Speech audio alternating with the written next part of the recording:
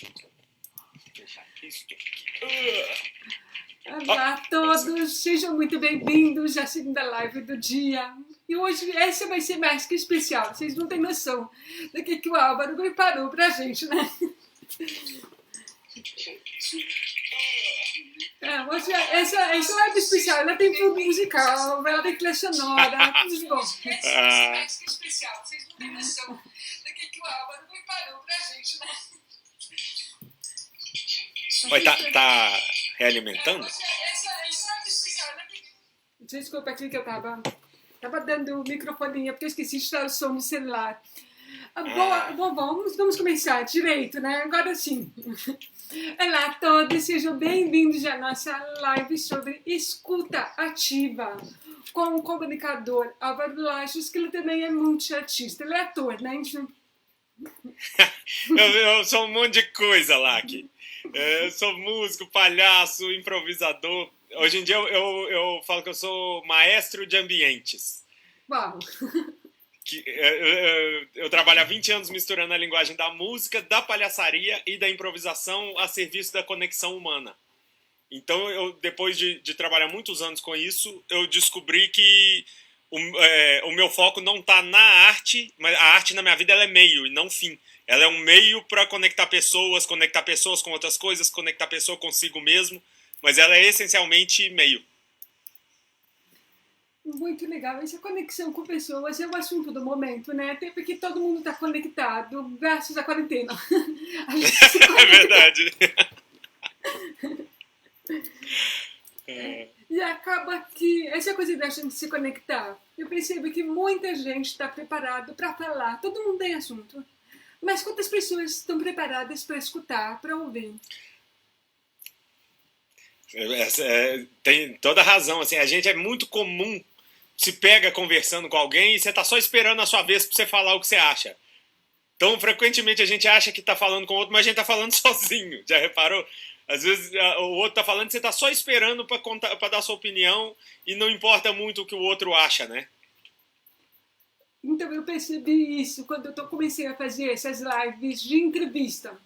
Porque eu paro para ouvir o que o meu entrevistado está falando e nem sempre eu estou pensando na próxima pergunta. Aí ele para de falar.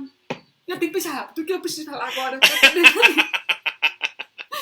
Então não posso Muito prestar tanta atenção assim, mas é que eu gosto de escutar os meus convidados, porque eu trago pessoas que realmente eu acho que tem muito a contribuir. E falar de escutativa, deixa eu explicar para o nosso público por que eu te convidei para falar de escutativa. A escutativa, ela não tem nada a ver com a surdez. A escutativa é a prática de saber escutar, entender, prestar atenção de uma forma consciente. Quando você não está assim, só no meio da conversa pensando no que você vai falar. Você está realmente escutando. Isso é uma coisa muito difícil. Nós não fomos educados para escutar o outro. Nós somos educados para falar. Para a gente falar o melhor possível, oratória, a voz. E a gente não escuta. Quando eu voltei a ouvir, depois de 25 anos de silêncio, eu escutava tudo. Mas eu escutava tudo de forma tão consciente que as pessoas começaram a aprender comigo, ouvintes, a escutar.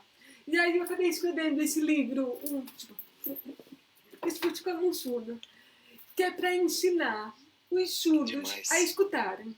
Mas ele também serve para ouvintes. Só que eu ainda estou caminhando nessa coisa de escutativa, porque ainda não é assim uma coisa que eu sou fera no assunto. Por isso que eu quis trazer alguém que conhece mais sobre a escutativa para ouvintes, para ensinar a gente sobre o assunto.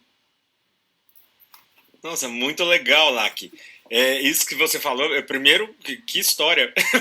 Quase que eu fiquei com vontade de inverter, eu que vou ficar te fazendo pergunta. Isso que você falou da escutativa, né? Tem uma diferença grande entre ouvir e escutar.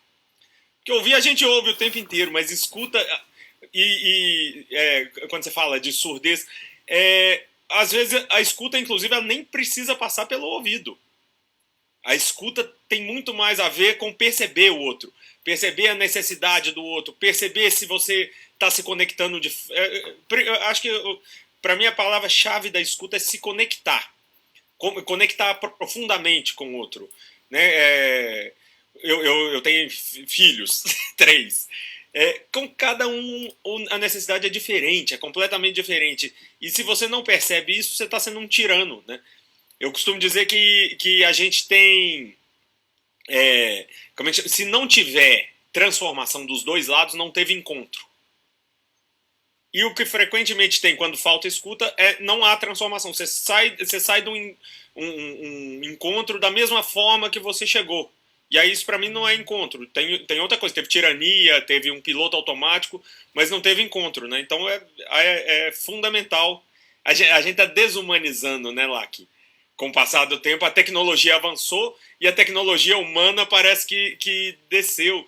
Então, tudo isso, escuta ativa, empatia, são tentativas nossas de se rehumanizar. Tem uma pessoa comentando aqui que ela adorou que a escuta envolve se conectar. Ela disse que adorou essa relação que você fez com as palavras. Eu vou te fazer uma pergunta, né? Você falou que você trabalha como palhaço. Então você está acostumado a estar no palco, né? Sim. E quem está no palco tem que saber escutar a plateia, né? As pessoas acham que você está no palco, você não está ouvindo a plateia. E eu discordo plenamente, porque é o momento que a gente mais está ouvindo.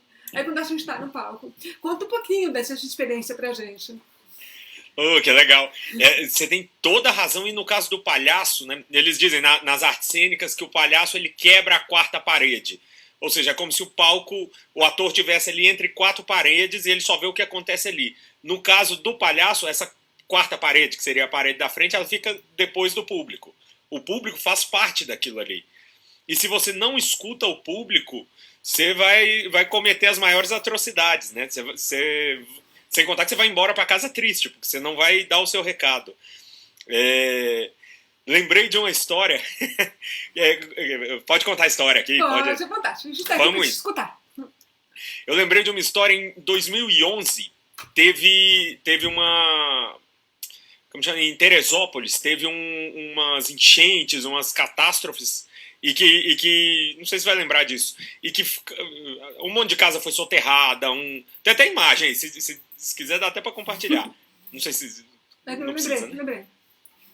E aí, eu e mais 2 palhaços, o Cláudio Tebas, palhaço Olímpio, e o Paulo Federal, palhaço Adão, fomos para Teresópolis fazer palhaço nos escombros. É uma tentativa de reconstrução emocional de quem estava lá. E chegamos sem saber o que a gente ia encontrar. Então, o primeiro contato nosso com o que a gente... Nossa, eu tenho foto aqui. Posso mostrar? Pode. Acho que você consegue mostrar. Se você mostrar assim... Pelo Zoom, acho que dá... já está até aberto, que eu usei esses dias. Deixa eu ver. Nós estamos no Zoom, é mais fácil. Deixa eu ver. Compartilhar tela... o anfitrião tem que liberar. Acho que não tá podendo compartilhar. Mas tudo bem. Aí a gente chegou e encontrou a cidade de cabeça para baixo, assim, carro virado, o cheiro de carniça humana. E no dia seguinte a gente ia fazer um trabalho na escola, que seria tava 1 mês que tinha acontecido a tragédia, e era a primeira vez que os alunos e os pais iam voltar para a escola. Ia ser feito um trabalho de censo lá, de saber quantos mortos, quantas pessoas estão precisando de casa, quantas pessoas perderam família. E de uma média de 200 alunos tinham sobrado uns 60 na escola. Aí chega e os palhaços que iam começar. Aquela situação, chegamos lá, tava todo mundo com sangue nos olhos, porque muita raiva de tudo que aconteceu, de toda a situação. A gente não se conectou com isso, né? A gente estava tão preso na sensação nossa de ver tudo aquilo. Aí a diretora da escola trouxe uma poesia e falou, essa poesia é da Carla, aluna do 3º ano, que foi vencedora do concurso de poesia, e agora, depois da tragédia, ela reescreveu a poesia. Vocês podem abrir o número de vocês lendo? Falam, claro. E começamos. Tanga, tanga, tanga, tanga, tanga. Senhoras e senhores, agora a poesia da Carla. Na hora que a gente começou a ler, era assim, sei que muitos amigos que eu amo jamais verei novamente. Sei que a paisagem que eu conheci não existe mais. E dali foi só descendo, assim, a poesia. Isso era a parte mais alegre da poesia, só ia descendo. nesse momento que a gente se deu conta do que era, eu fiquei assim, os outros dois palhaços deram aquela travada, eu mudei a música que estava toda tanga, tanga, tanga, foi para um dedilhado, o tom que a gente estava lendo foi um tom respeitoso, e nesse momento a gente se conectou, de fato, com a dor daquelas pessoas. Até então, a gente estava batendo na plateia, a gente estava agredindo a plateia. Na hora que a gente se conectou e deu o devido valor daquilo, aí sim, a gente se emocionou, a gente chorou, eles choraram, e ali teve uma conexão. A partir dali a gente conseguiu fazer brincadeiras e fazer o pessoal sorrir, uma vez que a gente escutou o outro. Tô contando essa história para dizer que se você não for até a frequência do outro, o outro não vem na sua frequência. Então, eu chamo isso de parear Bluetooth. Se você não parear o Bluetooth com o outro, você foi ali perder seu tempo. Então, nesse momento é que a gente pareou o Bluetooth. A gente entrou em contato com a dor daquelas pessoas e aí aconteceu a escuta ativa. Que, não é, como você disse, não é fácil. Não. E olha só, você usou o termo conexão Bluetooth. E é engraçado, eu vou fazer um paralelo com quem usa uma tecnologia auditiva. A maioria tem muitas pessoas que estão assistindo, não sei se a maioria, mas uma boa parte, convive com as tecnologias auditivas. De fato, a gente tem conexões Bluetooth direta. E quando a gente se conecta com a televisão, quando a gente se conecta com o celular, a gente pode se conectar. Mas eu acho que o ouvinte, ele também pode ter essa oportunidade de criar uma conexão Bluetooth entre pessoas. E estar conectado diretamente com elas. E estar recebendo a informação de maneira mais pura possível. Uma fala, como você falou, na mesma frequência. Vocês estão na mesma frequência e se conectam. Tem uma pessoa fazendo uma pergunta assim: qual que é o treino que a gente pode fazer para melhorar a nossa escuta? Ótimo. Porque também é muito fácil chegar e falar assim, você tem que estar presente. Não, isso é abstrato. Não ajuda. É igual quando fala, o que precisa? Precisa de respeito. Respeito é uma palavra abstrata. A hora que a gente traduz isso em atitude, fica palpável, né? Eu gosto de trabalhar com, eu chamo de life hacks, que são coisas práticas que você consegue apoiar, né? Ancorar a sua atitude. Então, eu falo da primeira, segunda e terceira pessoa. É um conceito de um filósofo norte-americano que chama Ken Wilber. Ele tem a teoria dos quadrantes. Ele fala, então, a primeira pessoa é o eu. Então, você por exemplo, vai entrar num palco para falar para uma multidão, ou vai para uma reunião, ou às vezes fechar um contrato, ou uma conversa difícil com alguém. Primeiro passo é se conecta com você. Se você não se conectar com você, ferrou, você não se conecta com mais ninguém. E aí, para conectar com você, é verificar. São 3 perguntinhas básicas, que é: o que eu estou sentindo? O que eu estou pensando? E como está meu corpo nesse momento? Como eu estou agindo? Eu estou com vontade de estar aqui? Não estou com vontade? E se eu não estou, como que eu mexo nisso? Então, antes de entrar em cena, isso eu sempre faço.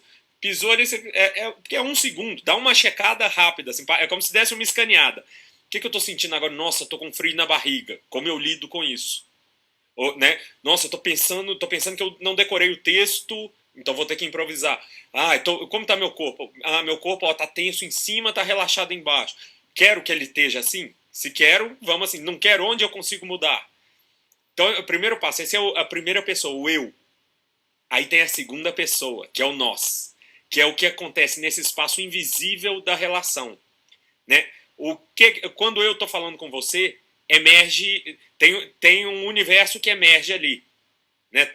Vem escuta, veio Bluetooth, veio o aparelho auditivo, tem esse espaço da relação aqui que é diferente de quando eu conecto com a minha esposa, que é diferente de quando eu conecto com meus filhos, que é diferente.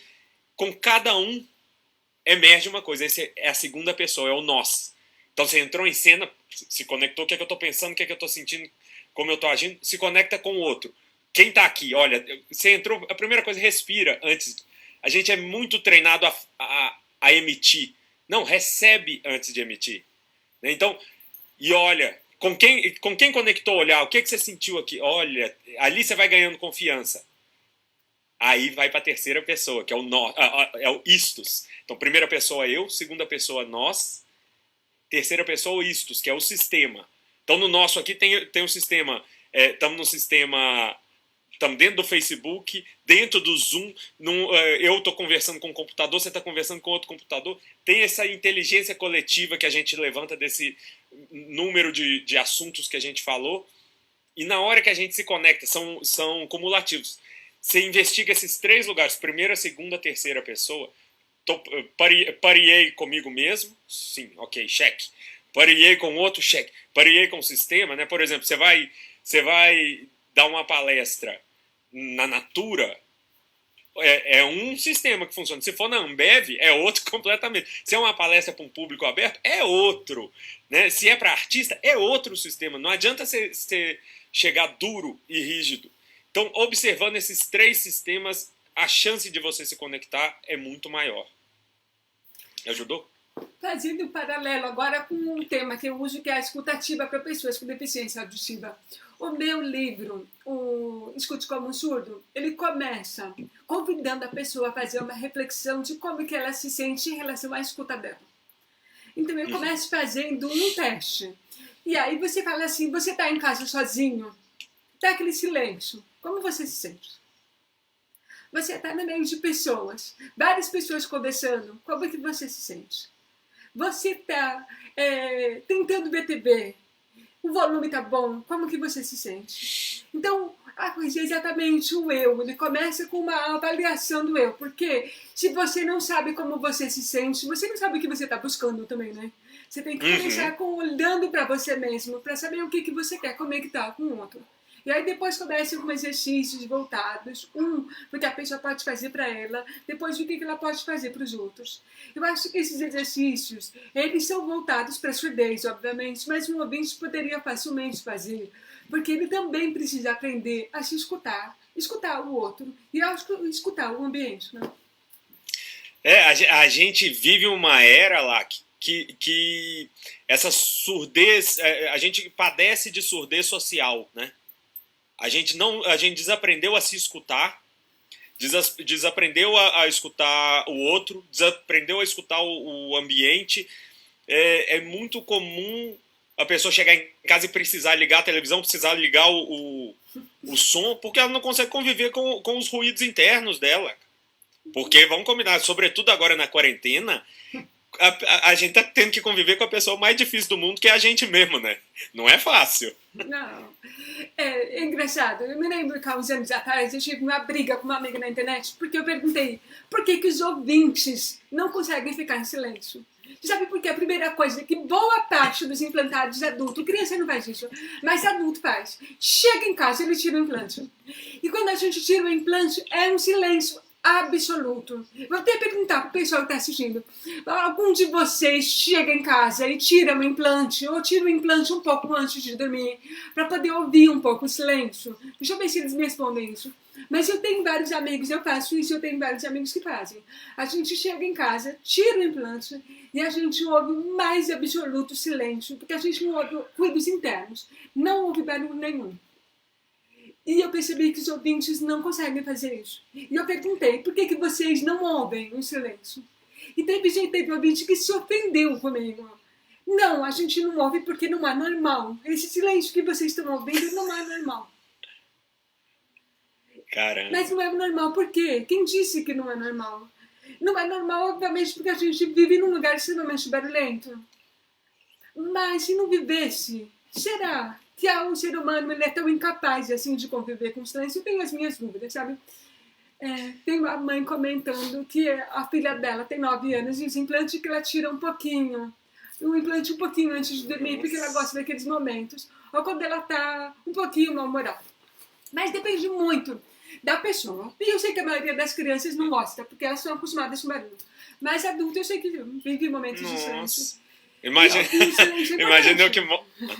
Oi? Ouvir esse silêncio é importante.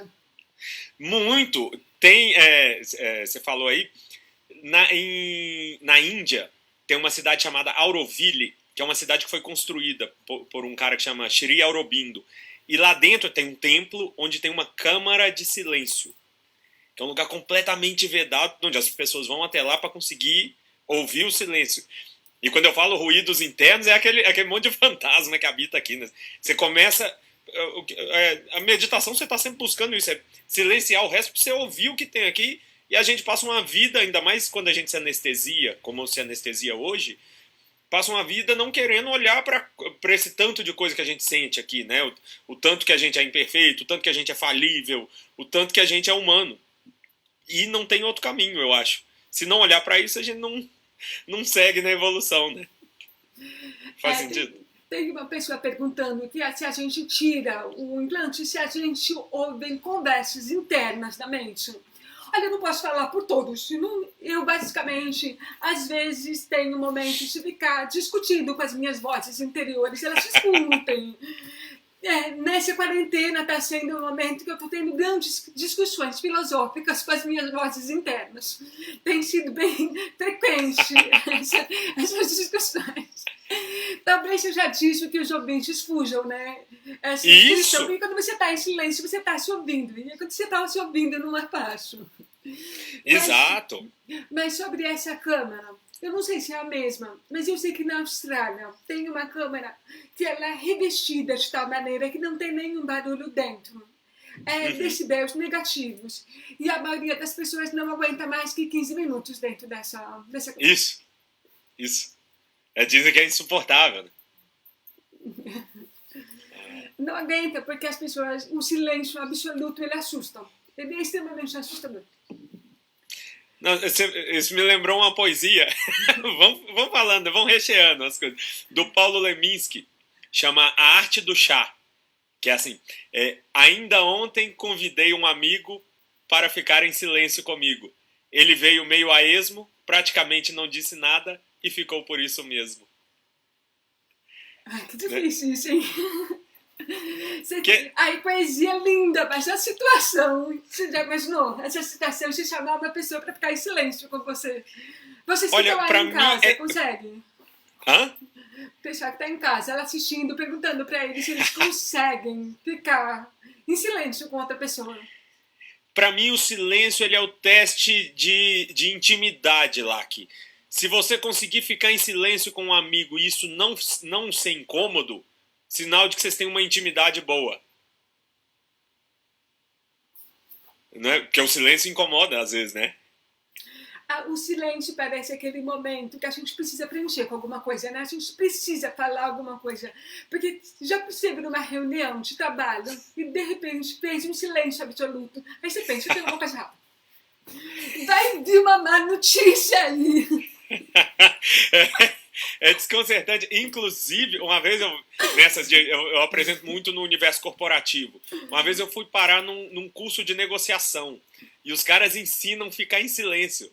Eles falam, na dúvida, você sente que a situação está melhor para a pessoa com quem você está negociando, faz silêncio e deixa. O silêncio vai fazer ela ceder. Mas é engraçado, o som, ele também é extremamente importante para anunciar. Vocês querem, quando toca aquela musiquinha da Globo anunciando que vai entrar uma notícia urgente, a expressão de quem está vendo TV e ouvindo a música muda imediatamente quando a música toca. É verdade. Né? E é uma das coisas que eu descobri, que muito dessa coisa da gente não conseguir conviver com silêncio está ligado à televisão, sabia? Porque nos filmes, nos programas de televisão, o silêncio ele só é usado quando ele é necessário para falar alguma coisa. Do contrário, toca música. Olha. Já te reparou nisso? Repara que vocês não estão acostumados. Quando eu voltei a ouvir televisão, depois de botar o implante, eu não entendia por que a televisão não tinha momentos de silêncio. Que demais isso. Olha, eu não tinha reparado, é verdade. Porque quando eu assistia filme só com a legenda normal, não com a legenda descritiva, que a legenda descritiva te avisa, tem fundo musical, mas a legenda normal, ela não avisa. Eu imaginava que os filmes tinham momentos de silêncio e eles não têm. Olha. Então, e que diz muito desse tempo que a gente está vivendo hoje, né? Que você não tem mais... não temos tempo para contemplar, não temos... Você é bombardeado.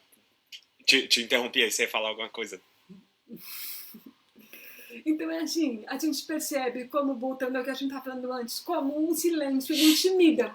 Porque é aquele momento que você não sabe o que esperar. Porque a gente sempre vê o silêncio como uma ameaça. É o momento que ele antecede aquele momento que vai trazer uma notícia ruim.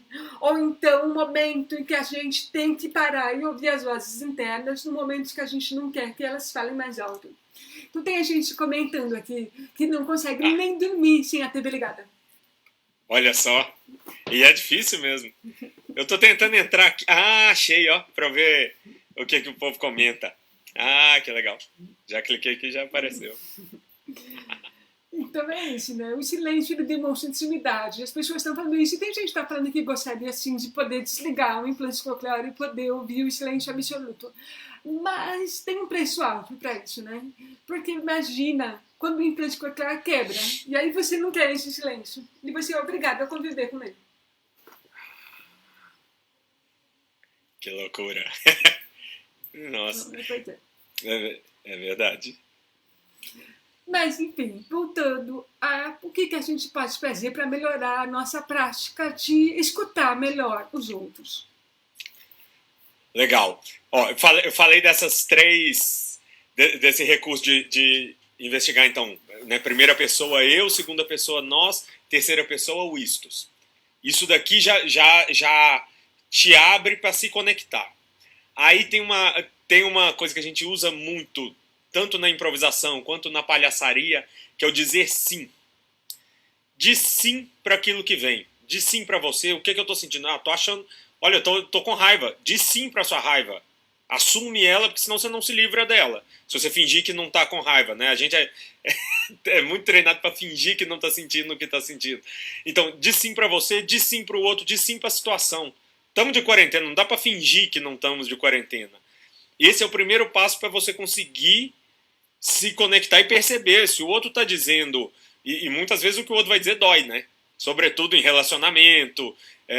Eu com a minha esposa aqui, a gente tem um combinado que quando o outro fala, por mais raiva que sinta, considere que o que o outro está dizendo é verdade. Geralmente é.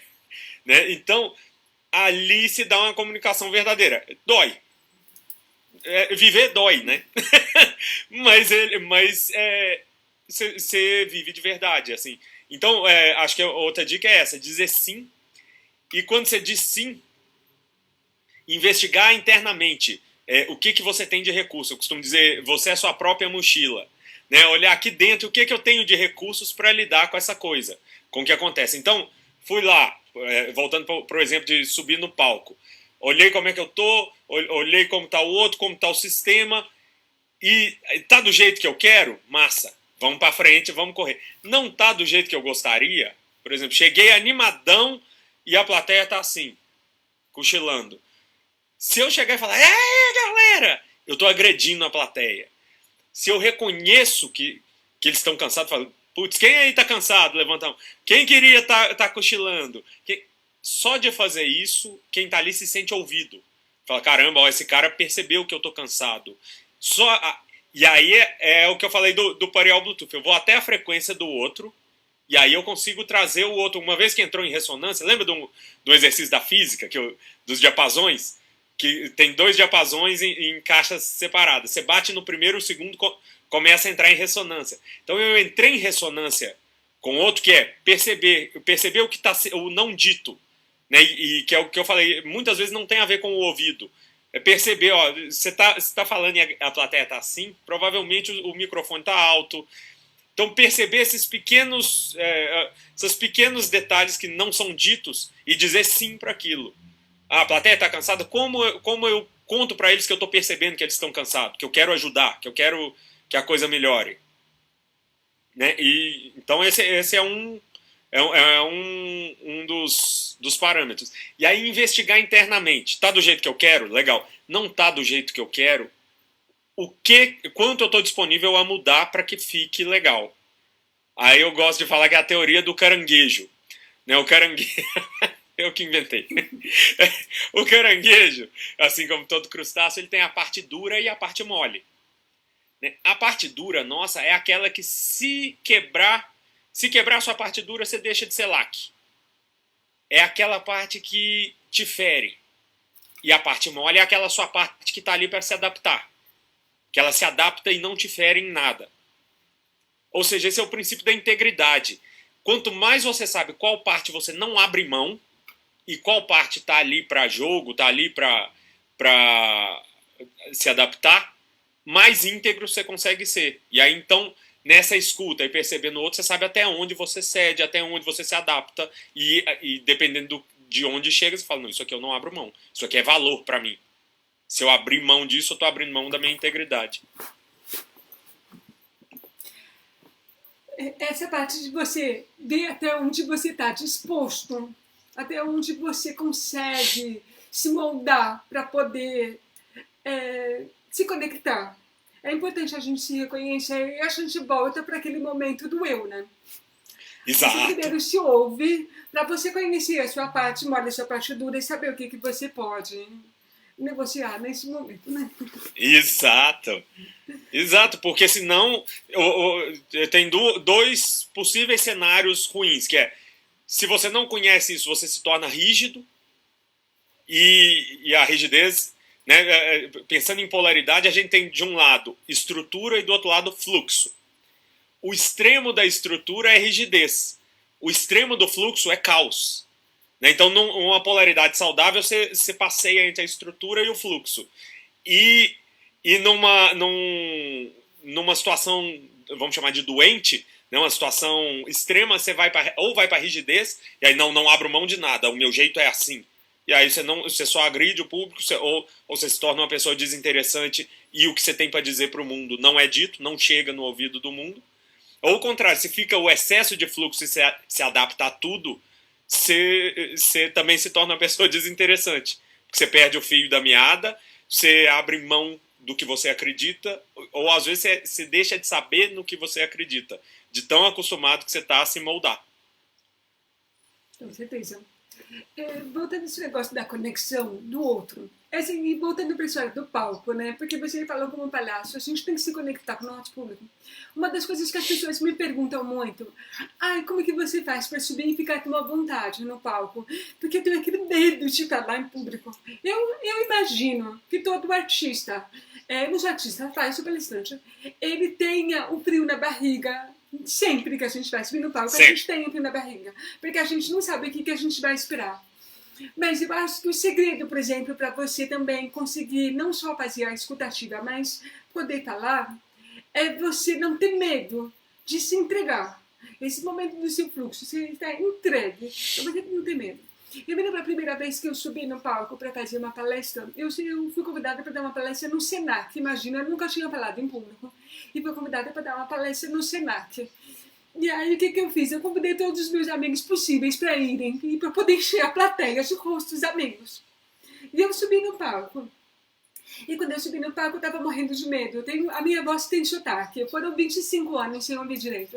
Então eu sei que a minha voz tem sotaque. Eu não escondo o meu sotaque. Mas quando eu subi no palco, eu comecei a olhar para a plateia e ler e ouvir. Eu comecei a escutar a plateia. E aquilo quebrou o meu medo de falar em público. Hoje eu não tenho tanto medo de falar em público. Por quê? Porque eu pratico a escuta ativa com a minha plateia.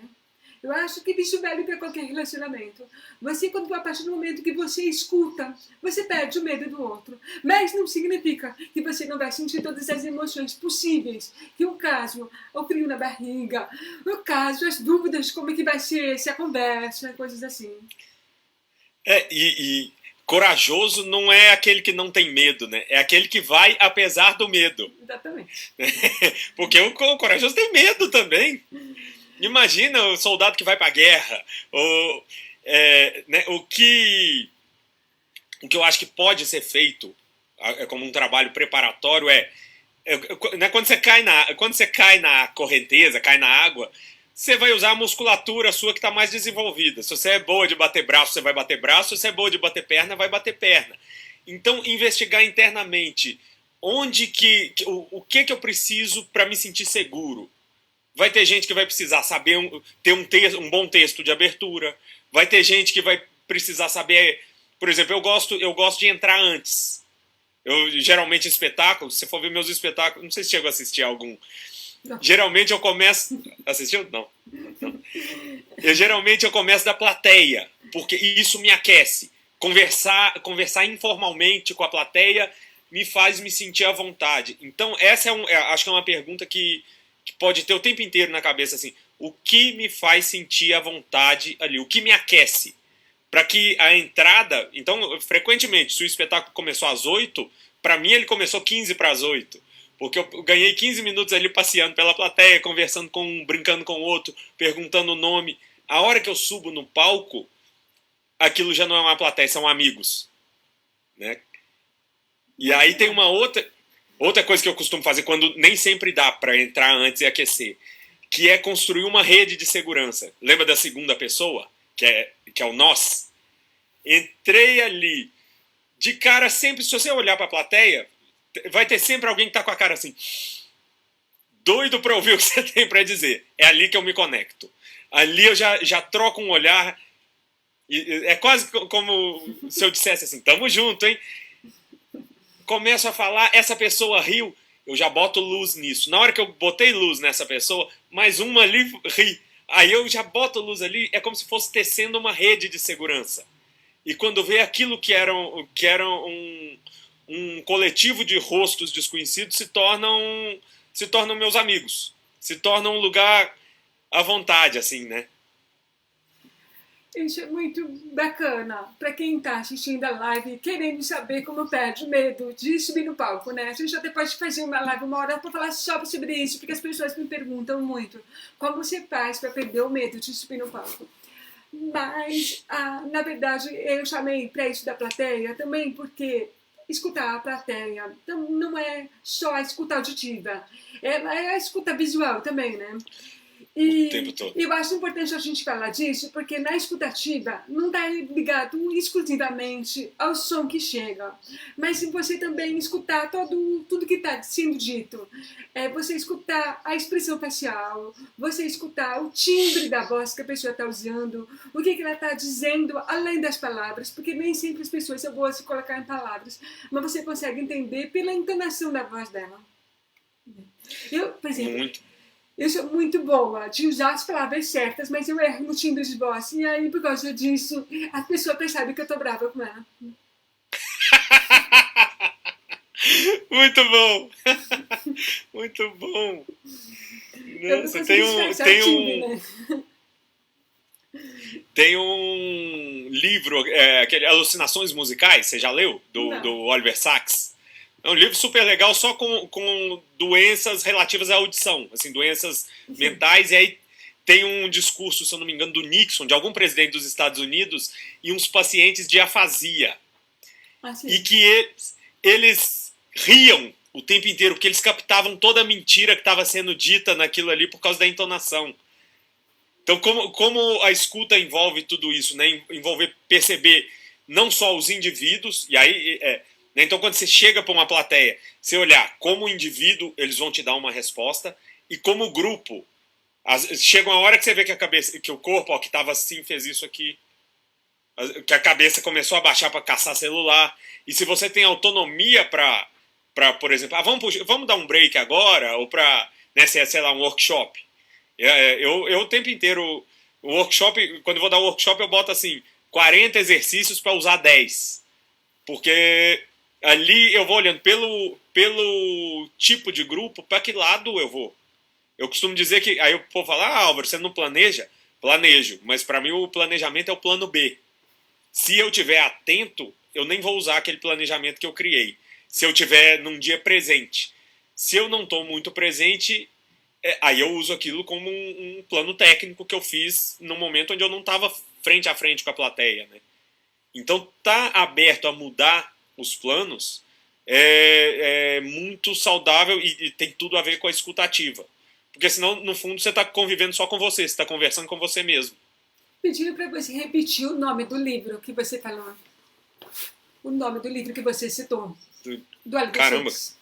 Alucinações Musicais? Alucinações Musicais. É do Oliver Sacks. Isso. É muito legal. Se eu não me engano, ele é um psiquiatra. É o mesmo que escreveu o homem, como é que é o homem que confundiu sua mulher com um chapéu. Isso. Tem um que eu não gosto do livro dele, que é o Vendo Vozes, que ele fala da surdez no olhar de quem usa a língua de sinais. E eu me implico com ele porque ele só olhou um lado da história. Ele não prestou a escutativa quando ele foi pesquisar sobre surdez. Ele não ouviu o outro lado da história. Mas tudo bem, ele foi um especialista que foi pesquisar. Então, quando ele fala da parte do surdo de nascença que se identifica com a língua de sinais, ele foi extremamente competente para trazer essa realidade. Mas, infelizmente, falta um pouquinho de diversidade no olhar dele, mas faz parte. Ninguém é perfeito, né? Esse livro nem é um livro sobre surdez. Ele é um livro sobre doenças mentais, o campo que ele investiga. Não, esse livro dele. O outro livro dele. O que eu estou falando é não, eu entendi. Vendo Vozes. Sim, eu entendi. Estou só fazendo um parênteses aqui para falar que esse do Oliver Sacks, ele pega diversas doenças mentais que vão atacar, que tem relação com o som. Muito bem interessante, eu vou procurar esse livro dele. Vou acabar com a minha má impressão dele para ler esse livro, porque assim como a Jaque, eu fiquei interessada nesse livro também. É muito interessante, né? Até porque a gente está falando de escutativa e sabe uma coisa interessante? Por que eu me apaixonei por escutativa? Eu até vou contar para as pessoas por que eu me apaixonei por esse assunto. Quando eu comecei a ouvir o mundo, eu botei no Play School, claro, e eu voltei a ouvir o mundo depois de muitos anos. Eu tinha a sensação de que nada era feito sem barulho. Não tem nada que você faça que não faça barulho. Eu não sei se deve ter alguma coisa que a gente conseguiu fazer que não faz barulho. Mas eu prestava atenção em tudo. Então eu percebia cada um dos sons. E eu percebia que quando você não está ouvindo, você não está conectado com o mundo ao redor. Ou você pode fazer leitura labial, você pode usar línguas de sinais, você está conectado com as pessoas, mas você não está conectado com o mundo. Então você não sabe que a campainha está tocando, você não sabe que o cachorro está latindo, você não sabe que os vizinhos estão discutindo, você não sabe que o elevador está chegando, você não sabe que a chaleira apitou lá na cozinha e você precisa ir buscar. Então você não está conectado. E aí eu prestava atenção em todos esses sons. E eu me sentia conectada. E eu concordo com você que a base do relacionamento, da comunicação, é a conexão com o outro. E aí eu me apaixonei por esse tema de escutativa. Mas eu acabo falando muito voltado para quem está voltando ou começando a ouvir, né? E eu acho que o ouvinte ele também deveria aprender a escutar mais. Porque afinal de contas tem duas orelhas, por algum motivo, né? A gente tem uma boca só, duas orelhas. Não deve ser à toa. Concordo muito e cada vez mais, assim, eu vejo quando eu vou em reunião, quando eu vou... A primeira etapa é a escuta. É escuta, cara. Saber escutar, porque tá tudo ali. Né? Eu aprendi isso fazendo prova, o Lac. Eu nunca fui muito estudioso e sempre tirei boas notas. E um dos motivos, chegou um momento que eu descobri que geralmente a resposta já estava na pergunta. Se você toma um tempo recebendo o que vem do mundo, antes de querer devolver, né? A gente tem uma necessidade de querer esvaziar logo. Você quer botar o que você acha, você quer contar o que... Não, recebe o que está vindo. O tempo inteiro está vindo coisa ali, né? Na verdade, é uma questão de recepção mesmo. Deixa eu ver se alguém tem alguma pergunta. Vocês têm vontade de saber alguma coisa a respeito? Vocês querem que a gente mostre exercícios? Vocês querem que a gente conte histórias? Porque a gente está ouvindo vocês aqui, né? Boa! Acho que a maior vantagem da live é que é uma entrevista que a gente consegue escutar a plateia e saber o que eles querem saber. Exato. Só que eu admito que eu sinto falta dos burburinhos da plateia, né? Quando a gente sobe no palco, você vê eles rindo, eles fazendo... Isso faz falta. Eu acho que um dia eu vou fazer uma live com um monte de gente conectada pra gente poder sentir como é que é, a sensação de ter todo mundo junto. Estou pedindo para você falar alguns exercícios pra gente praticar a escutativa. Eu viro e mexo, eu faço... todo mundo... A Vivi pedindo exercício, a Isabela, agora que eu abri. como o meu universo é o do palhaço, da improvisação, eu sempre trabalhei jogos para trabalhar a escuta, né? Como perceber o outro, é, então tem exercício que dá para ser feito em casa. Tem um que eu amo, que é uma pessoa vai falar e a outra só vai ouvir. E aí depois inverte. A pessoa que vai falar, então, por exemplo, vai fazer nós dois aqui. Eu vou falar e o meu objetivo é te inspirar. Então eu vou contando uma história onde você é protagonista e o meu objetivo é te inspirar. Se eu coloquei algum elemento na história que você não gostou, você fala não e automaticamente eu tenho que mudar o rumo da história. Até chegar numa coisa que te inspire. Qual que é o objetivo desse exercício? O não, ele é claro, né? Você falou não, tá evidente. O sim, ele tem muitas nuances. E entender, então, por exemplo, ó, quer fazer aqui pra gente ilustrar? Vamos fazer, rapidamente, pra gente aqui. Tá. Lá que agora você tá numa praia. Okay. Tá. Isso, e aí o sim você nem precisa falar. Se for sim, você vai curtindo. E aí quando for não, você fala não. E você tá na praia, acabou de chegar o garçom trazendo uma caipirinha. Você toma caipirinha de saquê, de frutas vermelhas. Pra comer, chega um camarãozinho frito. Deixa alérgica camarão. Então, pra comer, chega... Aí você só fala não, nem precisa explicar. O exercício é esse, eu tenho que conseguir perceber as nuances que tem no sim e no não, entende? Então, por exemplo, se você fala não, e eu falo, vai que ela não gosta de camarão, mas gosta de lagosta. Então o garçom traz uma lagosta. Não falou nada, eu continuo. Uma lagosta, entende? Que eu poderia pular já para uma batata frita pensando, vai que ela é alérgica a camarão.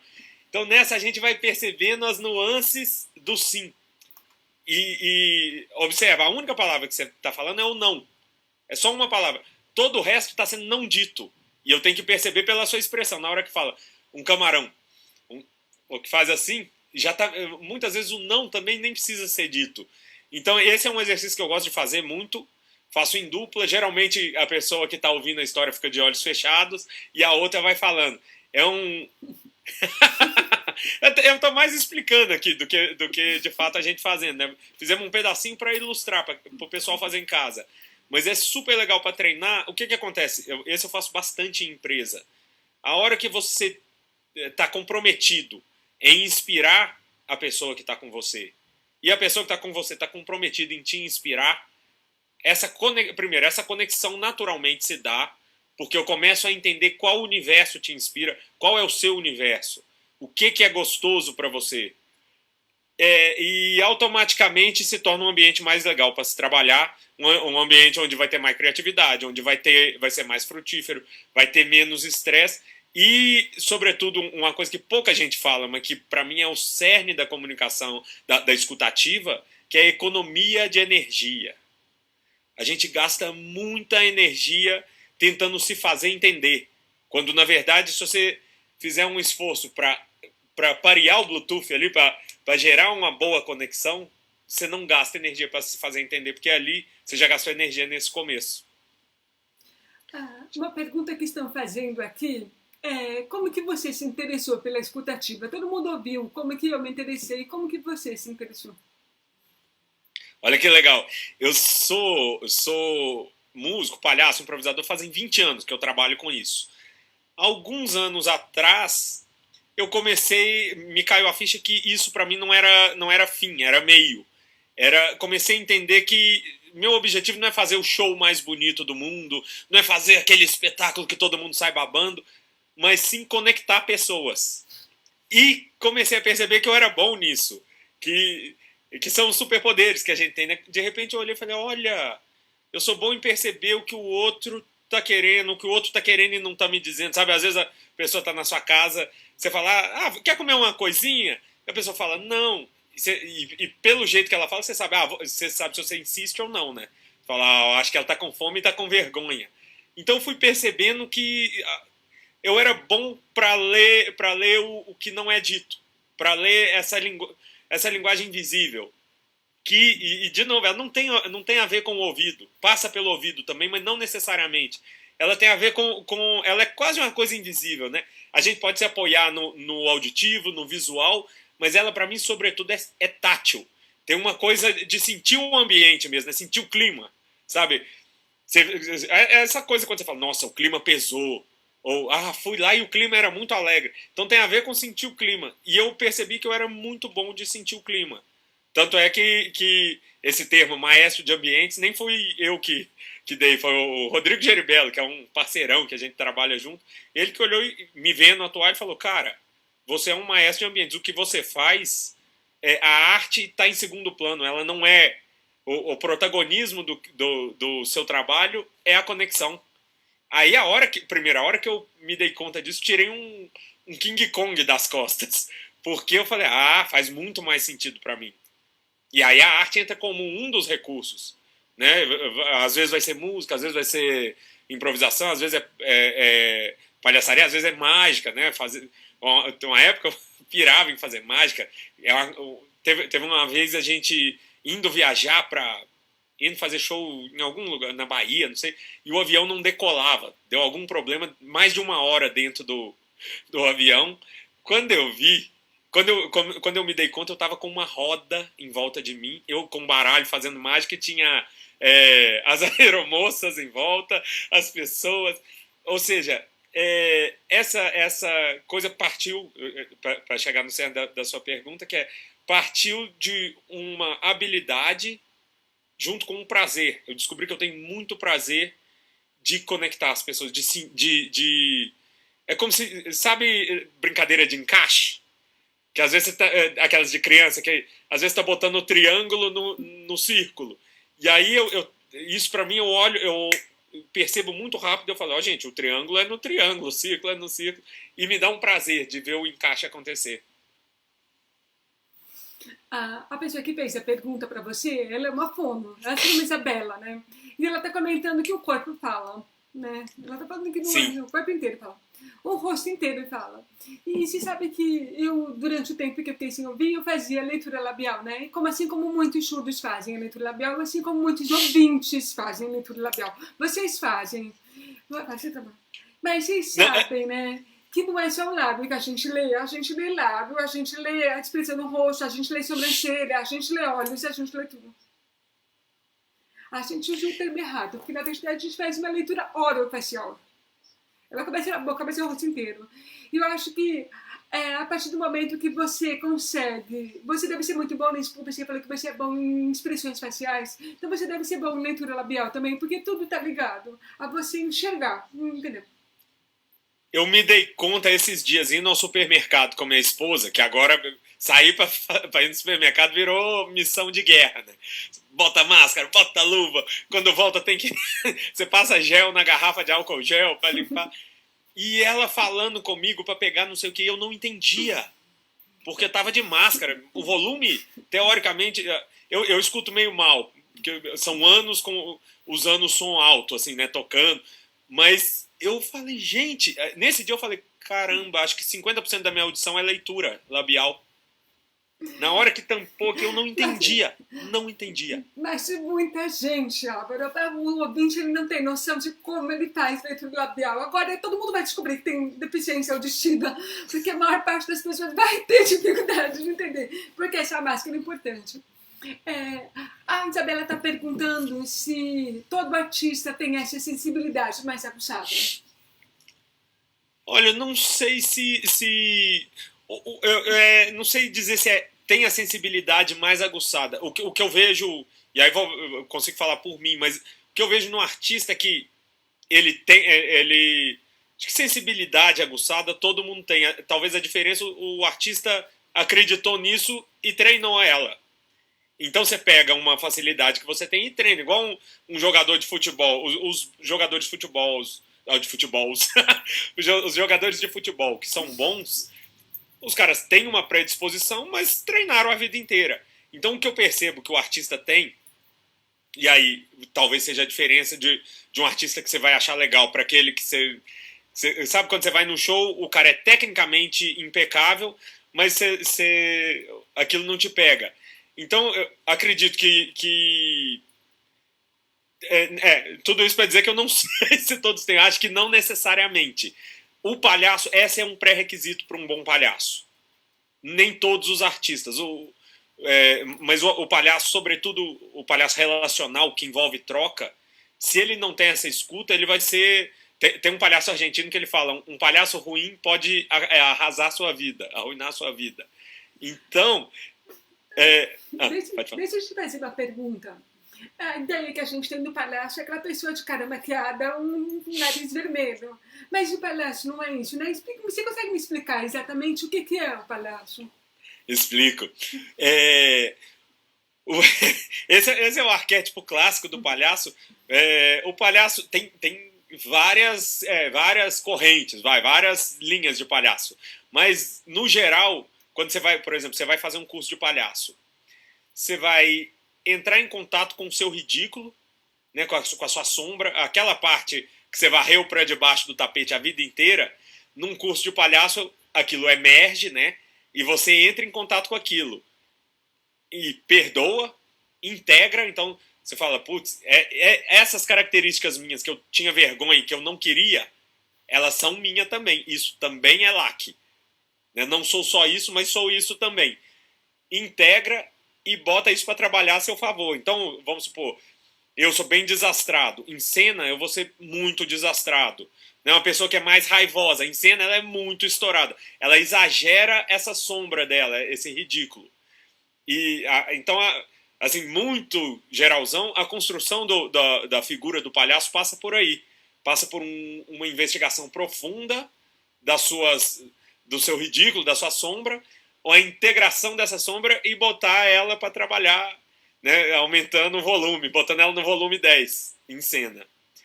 E aí dentre isso tem uma questão que eu amo, que é o palhaço vive do erro. A gente vive numa sociedade onde o acerto é cobrado o tempo inteiro, né? Você é treinado para ter alta performance, para bater meta, para ser a pessoa mais incrível do mundo. E o palhaço não é questão de tempo para a gente errar. Né? Não importa o que você faça na sua vida, é questão de tempo para errar. Se pegar no circo, o malabarista, o trapezista, o acróbata, eles estão ali perseguindo o acerto o tempo inteiro. O trabalho deles é o acerto, é o sobre-humano. E o palhaço não. Na hora que ele leva o primeiro tombo é que a coisa começou a ficar boa. Então, e aí na hora que o palhaço cai, a gente que está na plateia se conecta com a humanidade dele. Ele lembra pra gente que, né, a figura do palhaço lembra que a gente é humano, que a gente é falível, que a gente é... Então, pra mim, assim, as figuras do circo são sobre-humanas, né? Eles têm superpoder, e o palhaço é super-humano. Ele é extremamente humano. E faz com que a gente colhe nele e ele nos devolve nossa humanidade. Estou comentando aqui que as pessoas mais carismáticas são as pessoas que têm influência na escutativa, né? Eu acho que o palhaço ele é o artista que ele vai estar conectado com a escutativa, porque ele depende do riso, ele depende da reação da plateia para poder dar o próximo passo, né? A próxima mostrar vulnerável. Eu tenho uma grande paixão por um artista que é palhaço, porque a minha história, no meu livro infantil, que eu te mandei, você não viu, né? Meu livro infantil, ele tem toda a magia do meu livro infantil. Ele é baseado numa história que a personagem ela busca o som do pôr do sol. E essa é uma coisa marcante no meu trabalho, porque eu falei isso num TEDx. Tá? Eu contei essa história num TEDx e quando eu voltei a ouvir, eu fiquei buscando o som do pôr do sol. O engraçado é que o meu texto originalmente não era esse, eu não ia falar isso. Mas tinha um palhaço no grupo que nós estava ensaiando para o TEDx. E eu falei isso em um determinado ponto do meu texto, não era o ponto-chave. E ele olhou para mim e falou, coloca isso no final. Se você terminar com essa história, a plateia vai se apaixonar por você. E foi tão marcante ouvir o palhaço naquele momento, que quase todo mundo que leu o livro meu, que assistiu o meu TEDx, fala que não consegue ouvir, assistir o pôr do sol sem imaginar o som. Porque um palhaço ouviu isso. Ele percebeu a importância disso. Nossa, eu tô muito arrepiado, ó. Vou mostrar na câmera. Que demais, que lindo. Que lindo. Você me lembrou uma música do Novos Baianos, conhece o Farol da Barra? Que fala, quando o sol se põe, vem um farol iluminar as águas da Bahia. E aí no final fala como é que até o ano 2000 o farol, além de pôr do sol, será o pôr do som. Você sabe tocar essa música, Álvaro? Eu não sei porque ela é muito difícil. Essa eu não sei. Você sabe que a Xinxá vai terminar, porque agora a Xinxá vai fazer 1 hora e eu ia pedir pra você terminar tocando gente, já deu uma música que lembrasse. Faz assim, toca uma música que você imagine que seria a música que tocaria pro pôr do sol. Ai, gente. Nossa, eu vou tocar uma. Geralmente eu termino improvisando, mostrando habilidade, mas depois dessa fala sua, que é muito mais de sensibilidade, eu vou tocar uma, ela não fala do pôr do sol, mas ela fala do amanhecer. E que pra mim tem tudo a ver com a escutativa, que é essa coisa de você deixar a coisa renascer, né? Que é assim, ó. Um galo cantou, madrugada na campina, manhã menina, tá na flor do meu jardim. Hoje é domingo, me desculpe, eu tô sem pressa, nem preciso de conversa, não há nada pra cumprir. Passar o dia ouvindo o som de umas viola, eu quero que o mundo agora se mostre pros bem-te-vi. Mando daqui das bandas do rural lembranças, vibrações da nova hora, pra você que não tá aqui. Amanhecer é uma lição do universo que nos ensina que é preciso renascer. O novo amanhece, o novo amanhece. Já tem rolinha lá no terreiro varrido, o orvalho brilha como pérolas ao sol. Tem uma nuvem que caminha pra montanha, se enfiando feito alma no meio do matagal.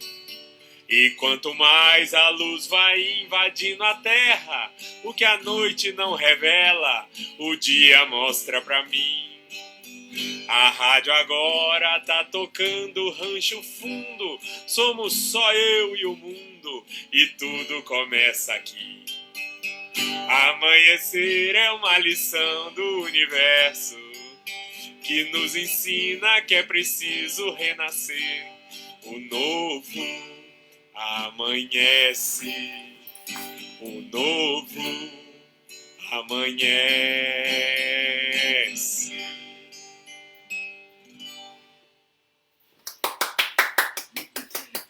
Eu tenho certeza que tem mais gente já aplaudindo em casa. Tá um monte de gente falando que delícia de live e tal. Tem gente falando que quer ser seu amigo, querem saber se podem te adicionar no Facebook. Claro, claro. Né? No Facebook, no Instagram. Facebook, acho que eu andei deletando. O meu tava estourado, acho que só pode 5.000. Andei deletando uns amigos Bolsonaro. E acho que tem vaga. Chama lá que a gente aceita. Então a gente vai encerrar porque é 1 hora de live para não ficar muito longa, mas a gente com certeza marca outra, porque a gente tem muita coisa para compartilhar. Você quer mandar um recado pro pessoal? Deixar uma mensagem final? Putz.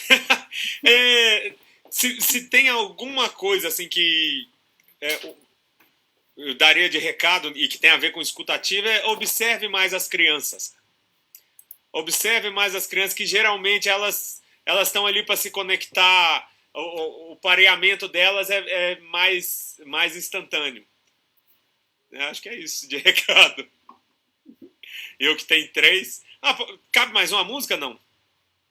Não, né? Pode ser, pode encerrar. Eu vou dar beijinhos sonoros e você encerra e a gente fecha, vai ficar bonito isso. Certo? Maravilha. Beijinhos sonoros para todos. Beijinhos sonoros. Essa música eu fiz quando minha esposa engravidou do meu 3º filho. Que é assim, ó. Minha mulher engravidou de novo, tamo no 3º filho, acabou a mordomia. vasectomia. A voz de Deus é a voz do povo. 1 é pouco, 2 é bom, 3 é vasectomia. Tô numa fria, 1 é pouco, 2 é bom, 3 é vasectomia.